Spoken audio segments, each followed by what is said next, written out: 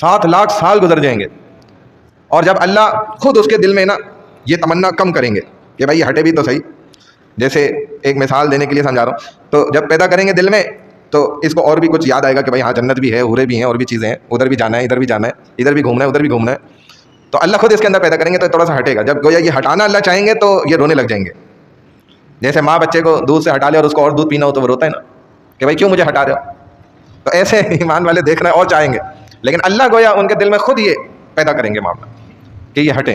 7 لاکھ سال تک دیکھ کر پھر وہ توجہ ذرا سا ہٹے گی اور رونے لگ جائیں گے. تو یہ کس نے بیان فرمایا؟ رسول اللہ صلی اللہ علیہ وسلم. اور آپ نے بالکل سچ بیان کیا کیونکہ آپ نے سامنے دیکھا نا، تو آپ کو پتا تھا کہ یہ کیا معاملہ ہے. بہرحال تو جب یہ ملاقات ہوئی، کیا راز و نیاز کی باتیں ہوئیں، رب جانے اور نبی جانے. ہمیں تو جتنا بتایا ہم وہی کہتے ہیں. اللہ نے رسول اللہ صلی اللہ علیہ وسلم کو اس اتنے اہم میٹنگ کے مقام پر اور اوپر بلا کر جو تحفہ عطا کیا وہ 50 نمازیں